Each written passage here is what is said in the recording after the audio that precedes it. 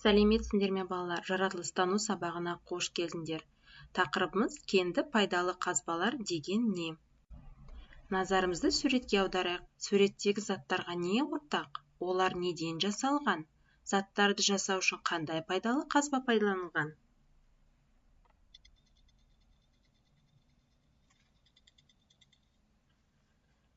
Яғни бұлардың барлығы да темірден жасалған. Дұрыс айтасыңдар. Сонда бұл жерде балалар металл пайдалы қазбасын қолданылған екен.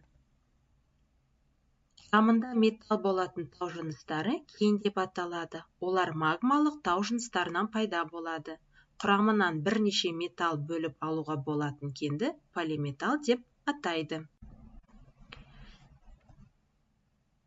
Келесі, кен қалай өндіріледі? Фотосуреттің көмегімен кенді қалай өндіретінін айтып бер.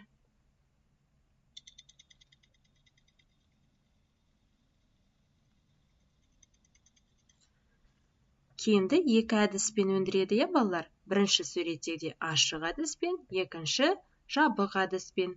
Содан кейін оларды не істейді? Тазалайды, қажетті тау жыныстарынан бөледі. Металл өнімдері қалай алынады? Суретке назар салайықшы. Металлды кеннен бөліп алу үшін түрлі үдеріс жүреді. Оларды бөледі, уатады, жуады. Бұл кенді байыту деп аталады. Осылайша байытылған кеннен бірнеше металл алынады. Бұл үдеріс кен байыту комбинатында жүреді.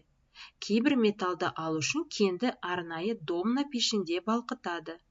Балқыған металлды белгілі бір пішінге келтіру үшін қалыпқа құяды және оны суытады. Домна пеші дегеніміз, балалар, оның биіктігі қазіргі заманның 10 қабатты үйлерінен бірдей. Пештің ішіндегі температура өте ыстық, ол 1500 градус Цельсиядан жоғары болады. Қазақстандағы ең ірі домна пеші ол Теміртауда орналасқан.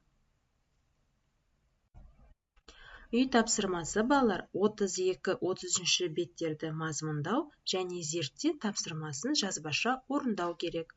Назар салып тыңдағандарыңа рахмет.